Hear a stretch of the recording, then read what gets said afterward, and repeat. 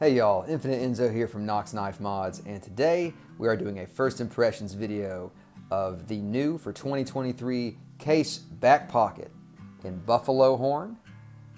Look at that. And the blade steel S35VN. We're going to dive right into it, guys. I want to give y'all my first initial thoughts on this knife. This isn't a full review because I don't feel that I've carried the knife long enough to really have my thoughts all organized on it. But I do want to share with y'all some of the things I've been impressed with, some of the things I've been less enthused with, but overall I've been very happy with this purchase from the moment that it arrived. So let's take a closer look at that handle material. That is buffalo horn, and boy is that gorgeous. I really like the wormhole jigging here. I think it works really well. It definitely has a rougher appearance than what Case has done in the past with buffalo horn. But for me, besides this section here, which is a bit ragged, this is the only spot that bothers me. Everything else is pretty well done. I haven't tried to correct that yet. I suppose you could try to sand it down, but I've been too afraid to mess up the horn. It's just so nice, and I would hate to ruin anything about it. So I'm leaving it as is, and I'm hoping that as it gets used, as it gets pocketed, that's going to wear down a bit. We also see here we've got, I guess that's quadruple fluted bolsters. They're kind of little miniature flutes, but they look great. Look great on both sides. Our shield here is a Case enamel, just the logo shield. Looks great. I do prefer when Case does shields that are not their oval options. I really like Case's bomb shield. That's probably one of my favorite ones they do, but they do have a lot of great options. And honestly, this looks really good. Nothing wrong with the oval shield, just my personal tastes. And as we can see here, mostly no gaps. There's a bit of a gap right there, but for the most part, it's nice and gap-free on that back spring. Brass liners, as we notice, and the handle covers are suitably thick. They're not crazy like stag, not like big fat stag, but as you can see, they do narrow down toward the bolsters. So yeah, very nice appearance right out of the box. We also have a leather lanyard that came with the knife, which I was hoping it would because, you know, it has this nice big lanyard hole, and the back pockets generally do include a leather lanyard, so I was hoping for this new for 2023 model that they would have it as well. So why don't we dig into the blade here? Let's check out this walk and talk. Hopefully you guys can hear that. Nice snappy walk and talk. I'll do a close real quick so you can get that as well. Very nice on the close. The action is, I would say, about probably a 6 out of 10. No, it's a 5 out of 10. Right in the middle. Really nice action.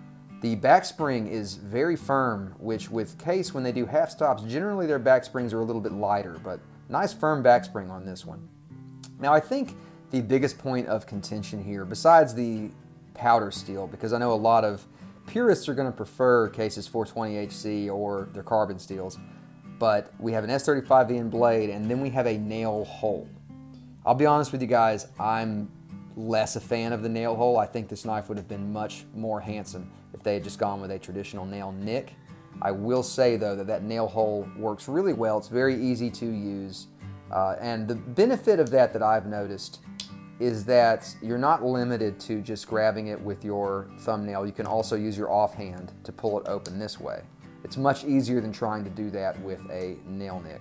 Let me know what y'all think about the nail hole. I definitely see how some folks would be opposed to it. I'm not opposed to it. I guess I'm more indifferent. I would have preferred a nail nick, but it doesn't offend me, I guess I should say. However, as I was saying, we have this awesome stone-washed S35VN blade. I love the stone washing that they did to this. I think it is beautiful. I apologize for the fingerprints. Just a beautiful stone wash. And we see here the classic Case tank stamp. That font choice is one of my favorite fonts that they've used on their tank stamps. Over here we have the Tony Bose stamp to indicate that this is a Tony Bose design, and S35VN, and good old US of A on there.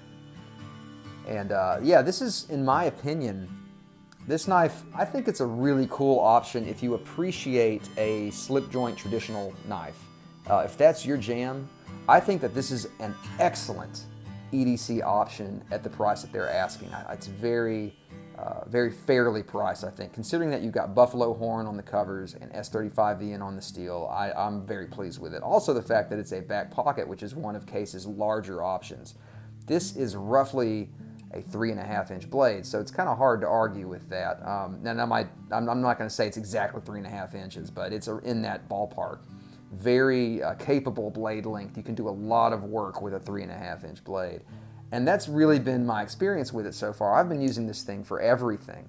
I've been using it for food prep, cutting down cardboard, doing scoring at work, which is something that I have to do every now and then on chipboard. All kinds of stuff, and it's performed very well. Now, I will say that despite the fact that the edge was not crazy sharp from the factory, which we'll talk about in a minute, I was really impressed with how well it sliced through the cardboard. And that's also even though the edge is not particularly thin, or as much as you'd expect a traditional knife to be. But it sliced really well. It also cut food very well, although I did run into an issue there with the nail hole, where it would tend to collect food and just junk a little bit more easier than a nail nick would. It's not such a bad thing if you're cutting something thin like fruit, but if you're cutting into something denser like a potato or something like that, it's going to get all kinds of stuff stuck in that nail hole. So yeah, yet another hit against the nail hole. One of the other drawbacks that I wanted to bring up is that from the factory it did not come very sharp. It's not awful, but it's hard to say, because a lot of the times with the 420HCs and the carbon steel models, they'll come with a burr on one side. This one didn't come with any burrs, so that's nice, but it's just not very sharp. So that's, and I kind of expect that from Case from the factory. I expect that pretty soon I'm just going to have to resharpen it myself.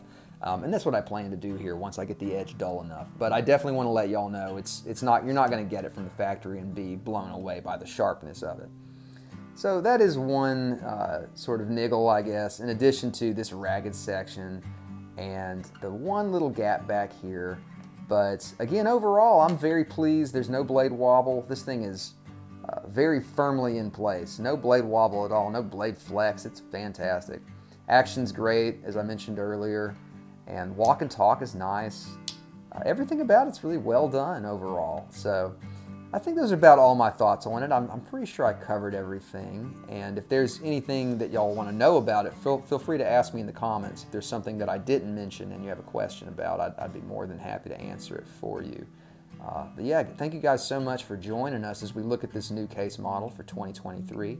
Technically it was for 2022, but they were supposed to arrive in December and they didn't reach dealers till like, gosh, early February or late January. But in any case, another win from Case.